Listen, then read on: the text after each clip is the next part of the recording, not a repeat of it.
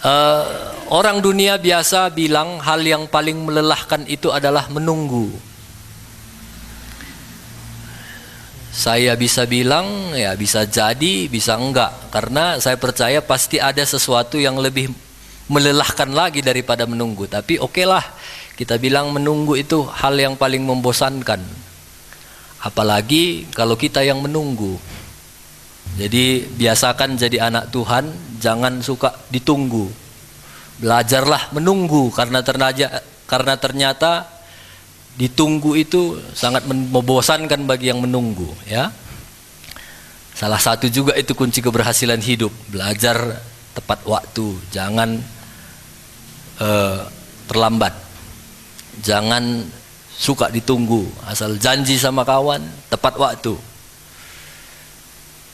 Ya.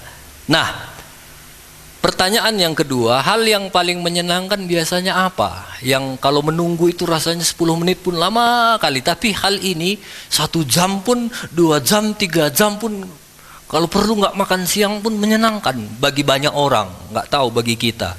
Nanti kita cek, apa kira-kira? Cikura. Gosip. Tahu nggak kau dah? Gimana? Oh, apalagi nyambung teman lu bicara. Itu bisa 1 jam, 2 jam, 3 jam, 4 jam. Kalau enggak, tanggung Eda. Nantilah kita makan. Jarang-jarangnya kita ketemu. Hati-hati. Yang ketawa biasanya pengalaman itu. Hari ini ada firman Tuhan khusus tentang itu. Matius 7 ayat 1, 2, 3, 4, dan 5. Saya akan bacakan ayat ini. Saudara yang suka menggosip, yang suka menggosip saja ya, dengar. Yang gak suka pun kamu, dengar saja. Hari ini aku yang bicara, firman Tuhan ku sampaikan sama kamu. Pasang telinganmu baik-baik. Jangan kamu menghakimi. Gosip itu biasanya menghakimi. Jangan kamu menggosip. Ulah kam cikura. Unang hamu margabusi. Apanya menghakimi? Pokoknya itulah. Supaya apa? Kamu tidak dihakimi. Karena dengan penghakiman, dengan cikura yang kamu pakai untuk mencikuraki, untuk menghakimi, kamu akan dicikuraki dan dihakimi. Dan ukuran yang kamu pakai untuk mencikuraki dan menghakimi, itu juga akan dipakai untuk mengukur dan akan diukurkan kepadamu. Seberapa panjang muncung dun cikuraki, gitu juga muncung orang akan cikuraki kamu. Mengapa engkau melihat selumbar di mata saudaramu? Tandu, teman, bagaimana? Padahal selumbar kecil kesalahan kita. Sedangkan balok di dalam matamu tidak engkau ketahui. Bagaimana engkau dapat berkata kepada saudaramu, biarlah aku mengeluarkan selumbar itu daripada matamu, padahal ada balok di dalam matamu? Hoi, orang-orang munafik. Nah, yang tersinggung puji Tuhan. Keluarkanlah dahulu balok dari matamu, maka engkau akan melihat dengan jelas untuk mengeluarkan selumbar itu dari mata saudaramu. Kita sering menjelekkan orang, menghakimi orang, padahal firman Tuhan bilang kecil selumbar itu di mata orang. Padahal balok di sini dul-dul, keluar gini, nggak kita lihat. Ternyata masalah menghakimi ini bukan terjadi masalah kita sekarang. Ini ternyata jadi masalah dari sejak zaman Yesus. Kenapa ada ayat ini? Karena pada zaman Yesus juga ternyata banyak orang-orang yang menghakimi.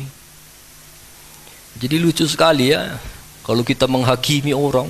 Nin itu ada kayak, kalau saya bisa bilang selumbar itu kayak bulu matanya cuma di mata orang. Pudar, ngejin kita bilang. Padahal di sini balok keluar gini. Bayangkanlah mata anda keluar balok. Mata orang nggak ada apa-apanya. Biarkan aja pun situ, kalau bulu matanya nggaknya masalah. Jadi kalau kita menghakimi orang lain, ukuran yang sama kita ukurkan kepada orang lain itu akan diukurkan kepada kita. Sebenarnya kalau kita menghakimi, kalau kita menggosip, pasti perasaan kita nggak enak. Setelah itu kan kita pulang, kalau memang ada Tuhan di dalam hidup kita, ada Roh Kudus, sampai rumah, aduh, kenapalah tadi aku ngomong gini ya. Pasti itu terjadi kalau ada Tuhan. Kalau nggak ada Tuhan ya biasa aja. Pastinya itu. Hati-hati. Jadi jangan menghakimi. Sebenarnya perkara-perkara yang baik di mata orang yang kita hakimi itu banyak. Cuma karena kita udah lihat selumbar itu, semua jadi jelek. Makanya ada pepatah bilang, panas setahun dihapuskan oleh hujan sehari. Panas setahun itu dihapuskan hanya oleh hujan sehari. Artinya apa? Kita manusia punya kelemahan begini. Orang misalnya ada kawan dulu, sering kali dia buat baik kepada kamu. Dia kemana-mana, pulang dari ladang, pulang aron. Ini nih ada kol sedikit, baik. Besok ini nih jeruk sedikit tadi ada, aku dapat. Ini cabai, selalu dia baik sama kamu sebagai tetangga. Satu kali, perlu kamu bawang. Lalu kami minta sama dia, ada bawangnya, mintalah bawang tuh teman. Adanya bawang kue dah, tapi sebentar lagi aku mau buat kue bawang, nggak cukup nanti. Manusia biasanya itu yang dibilang panas setahun dihapus hujan sehari. Ya yuk Eda, ya makasih Eda, kasih, sehat Jo, Piki. Tapi di dalam hatinya kurang ngajar, adanya di nampak bawangnya, pelit kali memang, nggak terpakai, nggak kusangka. Selama ini kupikirnya dia kawan. Itu manusia itu.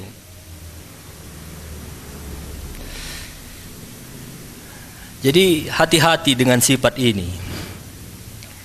Firman Tuhan tadi bilang, jangan menghakimi.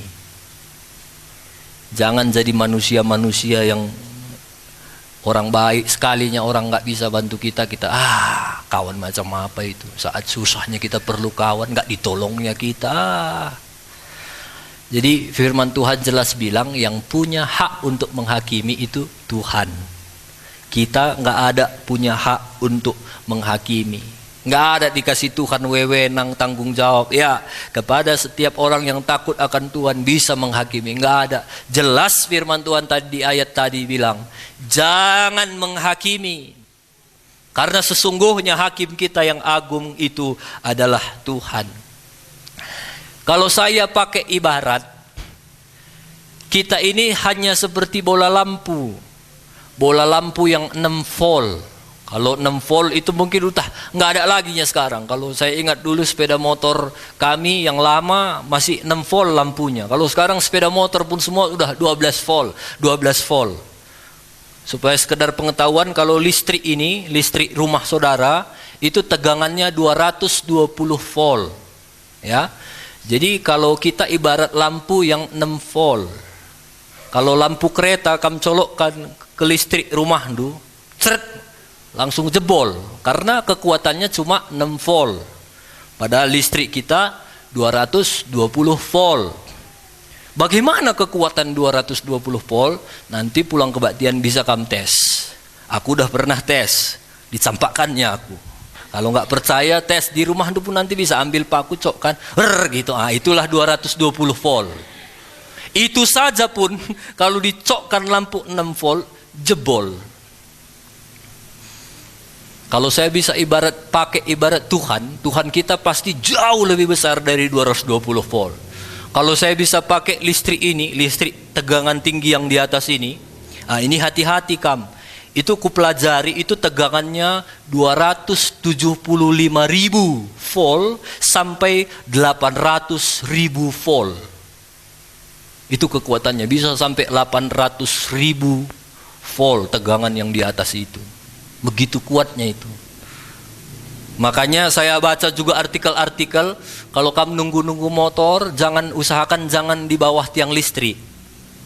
Karena itu tegangannya tinggi itu bisa merusak saraf-saraf kita katanya. Kalau sekedar lewat nggak apa-apa, tapi kalau lama di situ jangan. Mungkin 2 minggu yang lalu di Amplas, kalau saudara juga lihat beritanya, di Amplas ada satu pom bensin. Jadi ada pegawai pom bensinnya itu kan biasa itu kalau pom bensin ada atapnya tinggi, mau ngelap-ngelap atapnya itu dia. Disorongnya lah Kapolding. Kapolding itu kayak tangga besi. Kalau saudara lihat tukang-tukang biasa ada besi-besi disusun, itu namanya Kapolding. Disorongnya Kapolding itu karena ada rodanya di bawah. Jadi disorongnya Kapolding itu karena dia mau geser, mau ngelap apa asbes pom bensinnya itu, nggak sadar dia ternyata Kapoldingnya tinggi dan besi, dan itu kena ke tiang listrik yang tegangan tinggi itu, yang saya bilang sampai 800.000 volt kena. Sebentar saja langsung terkapar, putus tangannya ini. Putus tangannya, nggak ada darah yang keluar, kering langsung darahnya. Itu ngerinya tegangan listrik yang di atas itu. Kulihat, ngeri juga, bisa juga diputuskannya. Nggak tahulah gimana sistemnya. Putus tangannya itu disoting kan, nyala dia, mati terkapar, darah pun nggak ada, kering semua langsung karena tegangan tinggi. Saudara bisa bayangkan kita, ini hanya ibarat kita yang nggak punya kapasitas, yang cuma 6 volt, ke situ pun jebol, apalagi ke situ. Jangankan lengket, mungkin jarak gini aja pun udah putus itu bolanya. Saya dulu tamatan STM. Kalau zaman dulu kan TV masih TV tabung ya, nggak seperti sekarang LCD. Dulu TV tabung, di belakang tabung itu ada satu namanya saya lupa, ada seperti kabel gini, ada apanya. Itu tespen itu nggak usah dikenakan, gini saja udah hidup lampunya.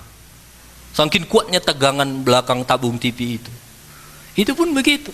Mungkin belum kena pun udah jebol lampu 6 volt itu. Itu yang saya bilang, aku kata Tuhan punya hak untuk menghakimi. Kamu jemaat GBDI Laugendak jangan coba-coba menghakimi. Datang kita yang 6 volt, kita coba-coba menghakimi.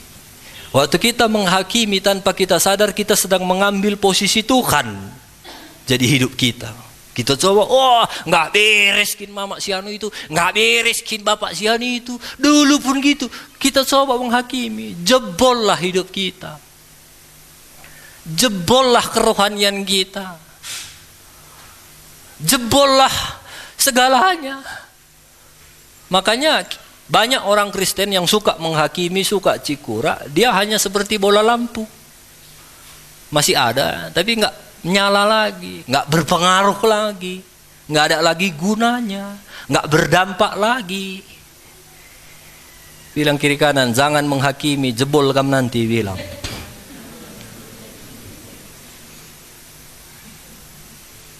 Mungkin kamu masih hidup, tapi udah jebol.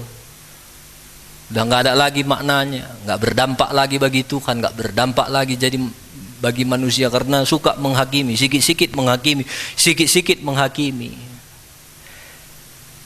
Daud itu dia raja yang luar biasa. Satu kali Saul sudah ditinggalkan oleh roh Tuhan. Daud disukai oleh Tuhan. Saul kejar-kejar Daud, mau membunuh Daud karena Saul ini mau menghakimi. Daud kurang ajar, gara-gara Daud aku jadi saingannya, mau dibunuh sama si Saul. Berapa kali Daud punya kesempatan untuk membunuh Saul. Satu kali yang saya selalu ceritakan, di gua tinggal bunuh Saul, tapi Daud bilang jangan sentuh hamba yang diurapi Tuhan. Artinya jangan hakimi, dia hakim yang adil, bukan kita. Satu kali waktu mereka pasukan Daud masuk ke kemahnya, Raja Saul sedang tidur, tinggal bunuh. Kalau orang tidur itu gampang sekali bunuh. Daud bilang, jangan sentuh hamba yang diurapi Tuhan, jangan hakimi, potong saja sikit jubahnya. Potong sikit jubahnya. Dari puncak dia bilang, Saul, bapakku, lihat ini, kalau aku mau bunuh kamu, udah duluan kamu mati ku bunuh, tapi aku hormat sayang sama kamu, bapakku. Dia nggak menghakimi. Makanya kehidupan Daud begitu luar biasa dipakai oleh Tuhan. Hidupnya nggak jebol, hidupnya jadi lampu terang bercahaya. karena dia tidak menghakimi. Walaupun Saul, roh Tuhan udah meninggalkan dia. Artinya kalaupun Daud menghakimi, pasnya itu. Nggak beresnya Saul itu. Memang nggak beres. Memang nggak beres pun dia. Daud nggak menghakimi. Jadi Bapak Ibu, saya mau bilang begini. Pikiran kita sama pikiran Tuhan nggak sama. Banyak cerita-cerita di Alkitab itu menunjukkan bahwa pikiran kita itu ternyata terbatas. Contohnya, kalau kita ingat cerita anak bungsu sama anak sulung ya. Satu anak bungsu bilang sama bapaknya, "Pak, minta warisanku." Bapaknya bilang, "Nanti aku kan belum mati." Sudahlah, anggap saja kamu sudah mati.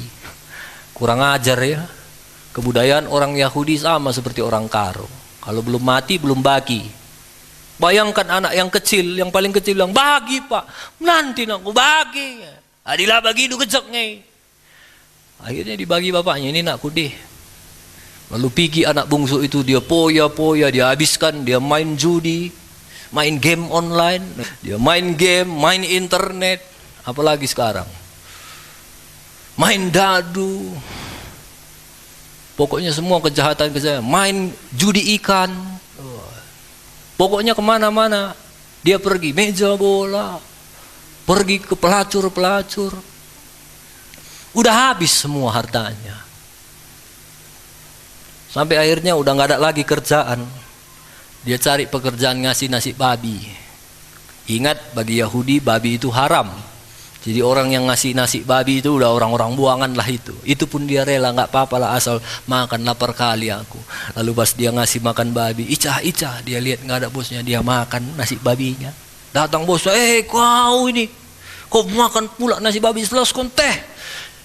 Dia gak berharga lagi. Babi masih makan nasi babi, dia gak dikasih. Akhirnya dia berpikir, udahlah, pulanglah aku ke rumah bapakku. Berakari, alokan bapakku dengan aku. Lalu dia mulai cari-cari tiket. Tiket pun gak ada lagi uang. Jadi keneklah dia dari Medan naik Sutra. Dari sen gue wang, katanya supir, aku jadi kenek saya. Naik. So, kamu bayangkan kalau ada anak lu gitu.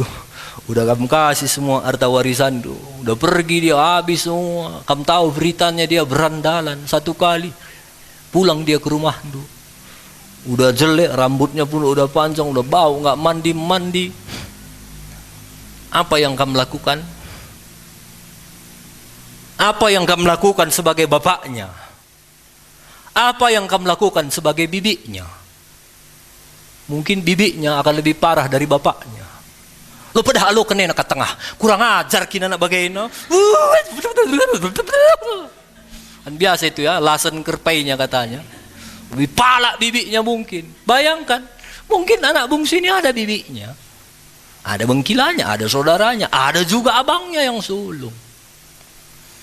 Kita pun sebagai jemaat kalau ada cerita seperti ini dalam pikiran kita, anak bungsu, anak yang kurang ajar, gak terpakai, gak usah lagi pakai. Itu penghakiman kita. Tapi apa yang dilakukan dalam cerita ini? Yang dilakukan Bapak, dan ini gambaran Bapak di sorga. Waktu dilihatnya anaknya yang jelek-jelek, dari cara jalannya pun udah tahu dia lari. Anakku, terang mama karo, mari. Dipeluknya, nggak dicium-ciumnya dulu, dipeluknya langsung. Nggak peduli dia bau, mau bau apa, dipeluknya. Lalu bapaknya bilang buat pesta. Ini aneh ya. Anaknya kurang ajar, disuruh buat pesta. Pernah anak itu tinggal kelas, bikin pesta?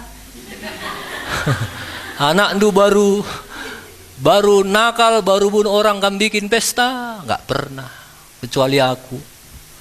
Bapakku pernah, aku nggak juara. Memang nggak pernah juara. Setiap dapat rapor, ayo kita makan, dibelinya makan makanan, masih aku kecil. Nggak ada sebenarnya bapak yang seperti itu, anaknya jahat, salah, berdosa. Kalau secara pikiran kita manusia, anak kurang ajar, nggak usah lagi dipakai, itu penghakiman kita. Tapi beda dengan Tuhan. Yang diceritakan ini, Bapak di sorga, itu gambaran Bapak di sorga, dia peluk anaknya. Justru firman Tuhan bilang anak yang sulung yang hilang. Yang selama ini di rumah bapaknya, dia lihat adiknya pulang, marah dia. Bapak macam apa ini, adikku udah kurang ajar, kok bapak buat pesta? Aku yang selama ini bersama-sama bapak, anak kambing gak pernah bapak potong. Di hadapan Tuhan justru yang sulung yang terhilang, yang bungsu yang dipeluk sama Tuhan. Beda kan cara pandang kita. Nah, sengaja ini di firman Tuhan diceritakan cerita-cerita begini supaya kita jangan menghakimi. Jangan nanti kamu pikir kurang ajar. Memang kurang ajar yang kamu ceritakan itu, tapi belum tentu di hadapan Tuhan dia kurang ajar. Yang di hadapan Tuhan bisa jadi kita yang kurang ajar. Siapa yang tahu? Sama seperti cerita anak bungsu ini. Kurang ajar itu si bungsu. Tahu-tahu si sulung yang salah di hadapan Tuhan. Nah, ada lagi cerita tentang orang gila di Gerasa. Ya, satu kali ada orang gila, udah mengganggulah masyarakat umum. Ditaruh di kuburan, dirantai. Rantai pun dipukul, dirusakkannya. Ambilnya batu, dipukul-pukulnya. Mungkin lewat sing udah-udah. Kujatain doy deko. Sing udah pun dah biar di kampung itu udah ngelapor sama kepala desa pe gua nari lah si pasung dirantai diputus. Orang gila sampah masyarakat bagi kita. Tapi bagi Tuhan gimana? Khusus spesial untuk orang gila itu yang jadi sampah masyarakat itu. Yesus sengaja naik perahu nyebrang sama murid-muridnya ke Gerasa untuk menyembuhkan orang gila itu. Sampai orang gila, kayak temeroh Yesus, jangan ganggu aku. Siapa kau? Kata Yesus. Aku ini legion, banyak kami ini, kata setannya. Pergi kau, jangan kau usir kami, pergi, masukkan kami ke babi itu. Kujah, kata Yesus. Pergi. Dirasuki babi lah yang 2000 babi itu. Aku masuk ke jurang, mati 2000 babi. Hanya untuk satu orang gila. Sudah bisa bayangkan ya? Bagi kita dia orang gila, nggak terpakai, sampah masyarakat, tapi bagi Tuhan dia penting. Makanya nggak cocok kita menghakimi. Belum sampai kali-kali kita. Coba kamu pikirkan apa yang baik dari orang gila itu. Nggak ada kalau secara manusia, tapi Tuhan bisa melihat. Waktu orang gila itu pulih, dia bisa menjadi saksi untuk banyak orang. Bilang kiri kanan, jangan lagi menghakimi. Lengasuh kali-kali itu teman. Jangan menghakimi. Bagaimana caranya supaya kita tidak menghakimi? Ya, saya tahu yang kayak ku bilang tadi, ada orang-orang yang mungkin melukai hati kita, menyakiti hati kita. Caranya ya salah satu belajar doakan dia. Walau berat ya coba-cobalah. Kalau belum bisa lama ya sebentar, Tuhan jamah dia. Kalau masih panas kamu rasa, Tuhan pagi kaya, besok lagi, nggak apa-apa, biasa itu. Besok coba lagi, Tuhan jamah dia. Besoknya Tuhan berkati dia. Itu akan mengobati rasa sakit, rasa luka yang ada dalam hidupmu. Jadi di ayat yang pertama dia bilang, firman Tuhan, jangan menghakimi supaya kamu jangan dihakimi. Artinya di sini ada hukum tabur tuai. Kalau kamu menghakimi, kamu pasti akan dihakimi. Ada pepatah bilang begini, orang atau temanmu yang bergosip sekarang akan menggosipimu kelak sama seperti sekarang kalian menggosip. Sekali lagi, orang yang temanmu bergosip sekarang sama akan menggosipimu kelak seperti kalian bergosip sekarang. Makanya jangan bergosip, itu hukum tabur tuai. Apa yang kamu tabur, itu yang akan kamu tuai. Roma 2 ayat 1. Roma 2 ayat 1. Karena itu, hai manusia, kita kan manusia ya, siapapun juga engkau, siapapun kamu, yang penting kita manusia, yang menghakimi orang lain, engkau sendiri tidak bebas dari salah. Sebab dalam menghakimi orang lain, engkau menghakimi dirimu sendiri, karena engkau yang menghakimi orang lain melakukan hal-hal yang sama. Makanya ada selalu bilang, jangan tuduh orang lain. Kalau kau menuduh, ini jari ini sedang menuduh kita 3. Kita tuduh 1, kita dituduh 3. Jangan menghakimi, karena samanya kita jeleknya katanya. Jadi jangan lagi saling menghakimi. Saya setuju dengan pepatah orang Karo. Dia bilang begini, ulanai kita si ageng-agengen, si kuning-kuningen lah kita, gelah radu megersing. Jangan lagi kita main arang, supaya kita nggak makin hitam. Saling memulihkanlah kita katanya. Jadi kita harus belajar si kuning-kuningen, belajar saling menutupi. Sekali lagi cara pandang Tuhan dengan cara pandang kita berbeda. Berbeda sekali jauh. Jangan kamu pakai cara pandang untuk menghakimi orang lain. Karena belum tentu Tuhan punya cara pandang yang sama seperti kamu. Ingat satu cerita lagi, ada satu wanita yang ditangkap orang, kedapatan selingkuh, lalu dibawa ke hadapan Yesus. Wah, semua orang lami, pelakor. Semua orang bilang, ayo kita lempari. Dan waktu belum mereka lempar, mereka mencoba Yesus, nanya, Yesus, gua kapndo Yesus. Mereka mau menjebak Yesus. Kalau mama-mama aku tanya, ada pelakor, kira-kira gimana? Cocok dilempar batu atau gimana? Dijambak. Dijambak. Udah kubayangkan lah kalau Mama Randy itu.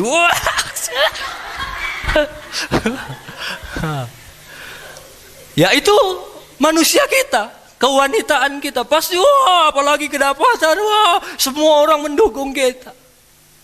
Secara manusia, penghakiman kita bilang lempari pakai batu. Dan orang-orang waktu itu yang ada di sekitar Yesus berharap Yesus bilang lempar, supaya Yesus dijebak. Tapi waktu itu Yesus bilang, ini jawaban Yesus. Ini yang saya bilang, belum sampai kali-kali kita dalam pikiran Yesus. Yesus tulis di tanah, siapa yang enggak berdosa, lempar. Siapa yang enggak berdosa, datang satu bapak-bapak di luar sana. Siapa yang enggak berdosa, itu yang mau dilempar itu pernah juga kami sama.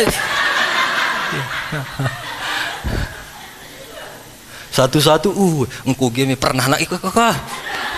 Pergi semua, dan semua pergi sampai Yesus bilang begini. Ini yang nggak sampai kali-kali kita. Siapa yang menghukum kamu terang? Lalit mama karau. Nggak ada Yesus. Yesus bilang, ini yang saya bilang, udah pergi ya. Aku pun tidak menghukum engkau. Pergi dan jangan berbuat lagi. Termasuk ini juga sampah masyarakat kan. Menurut kita. Tapi bagi Tuhan dia bukan sampah. Jadi jangan lagi pakai cara pandang kita. Sama Musa juga pernah salah. Udah ada istrinya. Nampaknya pula satu perempuan cantik rasanya, mantap keagiah, berukayah, lalu dinikahinya Musa. Ini pemimpin bangsa Israel yang bawa bangsa Israel keluar. Itu sekelas-kelas orang yang suka berhubungan dengan Tuhan, intim dengan Tuhan. Menikah pula dia sama perempuan lain yang udah ada istrinya. Dia udah punya istri, menikah lagi. Salah itu di mata manusia. Sampai adiknya, turangnya Harun sama Miriam bilang, enggak betul abang kita itu Musa. Udah sesat itu, ayo kita memberontak. Lalu mereka memberontak. Menurut pandangan kita sebagai manusia, kacau enggak si Musa? Kacau. Tapi siapa yang Tuhan hukum? Yang Tuhan hukum justru Miriam dan Harun. Kena kusta mereka karena mereka memberontak sama Musa. Padahal Musa udah jelas salah. Tapi waktu dia menghakimi, Tuhan hukum mereka. Harun dan Miriam itu kena kusta. Musa biasa aja. Jadi jangan pikir Musa itu dibiarkan oleh Tuhan. Mungkin dia udah punya hubungan dengan Tuhan, dia berurusan dengan Tuhan, kita nggak tahu. Mungkin di kamar Musa udah berdoa, Tuhan salah aku, Tuhan ampuni, salah cantik tadi kurasa Tuhan katanya. Bisa jadi itu yang terjadi dengan Musa, yang kita nggak tahu. Bisa jadi imbang du, yang kamu hakimi, yang kamu jelekkan, yang kamu cikuraki selalu, dia juga di rumah, Tuhan ampuni aku, udah salah tadi aku sama Mama Zian. Bisa jadi, siapa yang tahu. Dan kalaupun dia tidak melakukan itu, bukan urusan kita menghakimi dia. Karena jelas sebagai anak Tuhan diperintahkan kita, jangan menghakimi. Bilang kiri kanan, kamu bukan hakim, bilang. Kita bukan hakim. Kita anak-anak Tuhan, murid Yesus. Efesus 4 ayat 32, ini yang harus kita lakukan. Efesus 4 ayat 32, tapi hendaklah kamu ramah seorang terhadap yang lain, penuh kasih mesra dan saling mengampuni, sebagaimana Allah di dalam Kristus telah mengampuni kamu. Inilah area kemenangan kita yang Yesus ajarkan kepada kita. Hendaklah kamu saling mengampuni. Itu cocok sama hidup kita. Waktu kita menghakimi, itu nggak akan memberikan reaksi yang sehat dalam tubuh kita. Sama seperti mie ini dipakai gini, dia akan bereaksi bagus. Tapi kalau mie ini kucolokkan ke speaker itu, dia pasti nging gitu, karena nggak cocok. Sama dengan hidup kita. Kalau kita menghakimi, nggak cocok, tidak akan memberikan reaksi yang sehat dalam hidup kita. Sel-sel kita ini pun akan berontak. Nggak nyaman, akan timbul penyakit, akan timbul ketidaksejahteraan. Tidur pun kami ingat selalu mukanya, kurang ajar Anda, bagai kelakuan nggak bisa kamu tidur. Bagus bajunya, pamer ya, padahal nggak pamer. Jadi kita yang sakit karena bukan itu reaksi yang Tuhan ajarkan kepada kita. Tapi firman Tuhan bilang, hendaklah kamu saling mengampuni. Dan Yesus nggak hanya ngomong, dia udah buktikan. Dia baik sama murid-muridnya. Tahu-tahu si Yudas jual dia dihianati. Waktu dia dibawa, disiksa, Petrus muridnya ada di dekat dia. Dan orang nanya, Petrus, kau kan murid Yesus? Enggak. Iyanya enggak. Iyanya enggak. Swear 3 kali. Si Petrus yang tiap hari bersama Yesus, sangkal Yesus. Sakit itu. Kalau misalnya nanti James udah sukses di Medan jadi gubernur, datang aku, datang ajudannya, keluar. Aku James itu dulu pemain musik di gereja kami itu. Baru ditanyanya James, gimana Pak? Aku kenal itu katanya. Sakit itu, sakit dalam hatiku. Timai kodeng goyam, dan kong paginanamna. Itu bisa dilakukan Yesus. Waktu dia disalib, orang tampar dia, orang ludahi dia, dia lagi. Taulah kalau ludah orang itu bau kali, apalagi yang suka marah-marah itu bau kali ludahnya. Udah gitu ditaruh lagi mahkota duri. Kalau saya pelajari sejarah, duri itu nggak duri seperti kita di sini kecil-kecil, itu durinya bisa segini. Bayangkan itu tembus ke urat sarafnya, berdarah, dan mungkin panas, kering di situ darahnya. Ditombak lagi perutnya keluar, sakit, dan dia lihat orang-orang terdekatnya pergi menjauh, padahal selalu bersama-sama dengan Yesus. Tapi apa yang diucapkan Yesus Itu yang dia lakukan. Disalib dia bilang, Bapa, ampuni mereka, karena mereka nggak tahu apa yang mereka perbuat. Dia lepaskan pengampunan, dia lepaskan kasih, karena dia tahu itu cocok dengan kehidupannya. Itu sebabnya Yesus begitu ditinggikan. Waktu kita mengampuni, itu akan membuat kita lebih sehat. Waktu kita melepaskan pengampunan, itu akan membuat kita lebih awet muda. Wajah kita nggak boros. Tahu kamu wajah boros? Tanya orang, berapa umur do kawan? 25. 25? Gua kan nengok 45. Nah, itu boros. Kalau kita mengampuni, mengasihi, asal yang umur do karo. Aku ngu 70 nak karo. 70. Akak kami dari 50 dengan lah karo. Wajahnya awet. Jadi belajar mengasihi, jangan menghakimi. Di Medan ada satu dokter kanker. Dokter kanker ini sedang sakit kanker, tapi dia selalu merawat orang. Baru-baru ini ada keluarga kami berobat ke tempat prakteknya. Semangat dia, sukacita, padahal dia sedang mengalami kanker juga. Dia mengobati orang, melayani orang. Dan di tempat prakteknya ditulis besar situ, hati yang gembira adalah obat yang manjur. Jadi ada hubungannya itu hati yang gembira dengan sel saraf. Dia gembira padahal dia kanker, hati yang gembira obat yang manjur padahal dia sakit. Dan dia percayai itu. Jadi belajarlah kita mengasihi. Hari ini firman Tuhan itu, jangan menghakimi, tapi belajar mengasihi, mengampuni. Kalau kamu menghakimi, jebol. Kalau kamu mengasihi, akan hidupmu diberkati Tuhan sama seperti Yesus, hidupnya ditinggikan oleh Bapa. Kalau saya cerita tentang Yudas, di mana muda? Gimana menurut kalian Yudas? Banyak orang, hampir semua orang bilang, Yudas itu pengkhianat, Yudas mata duitan, apa-apa sedikit ada cannya, ada cannya. Yesus bilang nanti kita besok KKR di Tanjung Barus. Gimana Yesus ada cannya? Itu Yudas, lalu korupsi. Kita sewa sound system, aku yang ambil ya Yesus. Lalu sewanya sound system. Askai sound system 500.000 pak. Banstik kwitansinya 700.000 ya. Itu Yudas. Memang dia penuh dengan penipuan, kemunafikan, tukang korupsi. Banyak orang bilang, Yudas akhirnya mati bunuh diri dan dia masuk neraka.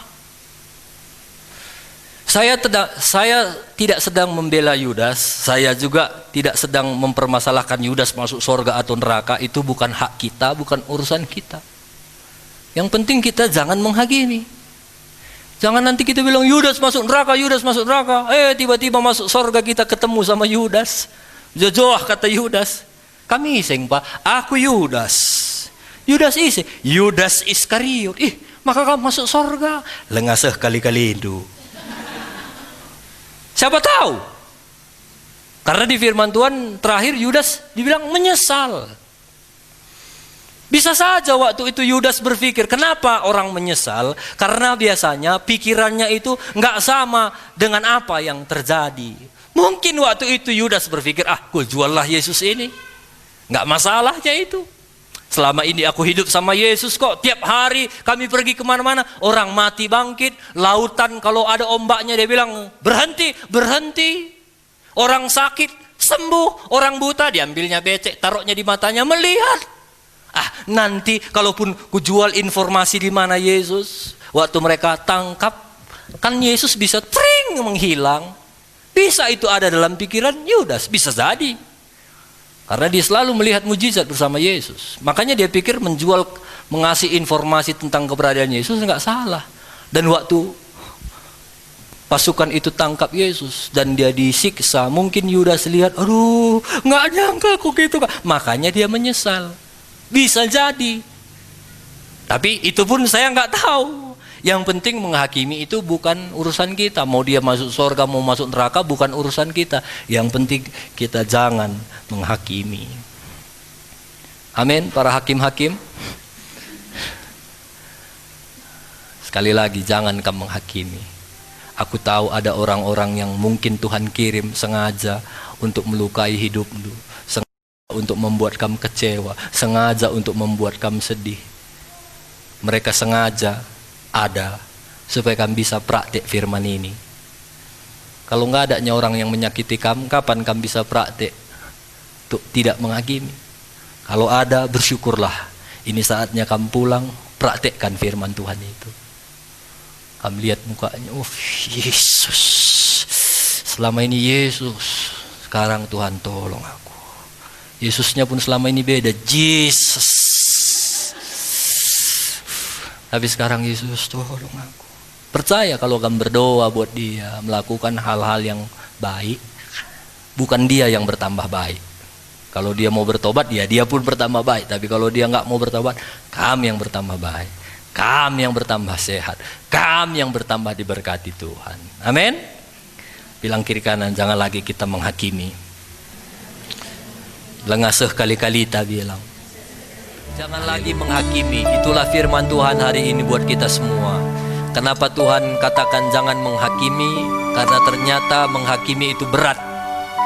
Dan itu bukan bagian kita. Kita tidak punya kapasitas untuk menghakimi. Mungkin selama ini kita mungkin sering merasa berat hidup kita karena kita mau coba-coba menghakimi. Jangan lagi menghakimi. Biar hidup kita ringan, biar hidup kita nyaman bersama dengan Tuhan. Belajar mengasihi. Dan percayalah waktu kita mengasihi orang-orang yang mungkin dipakai Tuhan sengaja untuk membentuk kita, kita yang akan lebih baik, kita yang akan lebih diberkati oleh Tuhan. Minta kekuatan dari Tuhan hari ini. Mungkin ada di antara kita yang hari ini engkau ingat seseorang, atau engkau ingat beberapa orang yang pernah melukai hatimu. Wajah itu begitu jelas hari ini dibayang-bayangmu. Dan hari ini Roh Kudus ingatkan, ampuni. Ampuni. Supaya kita bisa bebas, supaya kita bisa sembuh, supaya kita bisa kuat. Hari ini setelah kita mendengar firman Tuhan itu hanya akan berkuasa kalau kita mau melakukan, bukan hanya mendengar tapi melakukan. Mungkin orangnya tidak ada di sini. Hari ini kita bisa berdoa buat mereka. Biar Tuhan jamah dia, biar Tuhan jamah juga kita. Saya tidak tahu siapa orangnya, tapi hari ini nanti saya akan bernyanyi terus lagu ini. Saudara silakan bangun hubungan dengan Tuhan. Kalau saudara mau sebut namanya, sebut dalam hatimu. Doakan dia. Jamah. Biar Tuhan jamah dia. Biar engkau sembuh. Biar engkau diberkati Tuhan. Biar engkau dipakai Tuhan lebih dahsyat lagi. Biar cahaya kita itu bisa bercahaya lagi untuk menerangi banyak orang.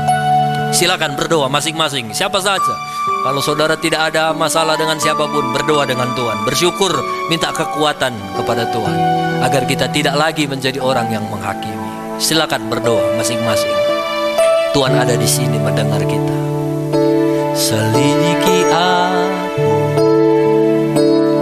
lihat hatiku, apakah ku sungguh mengasihimu, Yesus.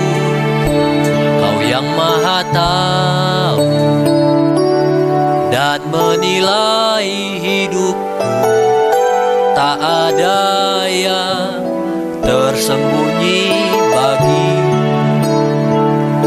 Selidiki aku, izinkan Tuhan menyelidiki hati kita. Apakah ku sungguh mengasihi Yesus? Bukti kita mengasihi Yesus, kita akan mengampuni dan menilai hidup. Tak ada yang tersembunyi bagi. Telah kulihat kebaikan-Mu yang tak pernah habis di hidupku. Ku berjuang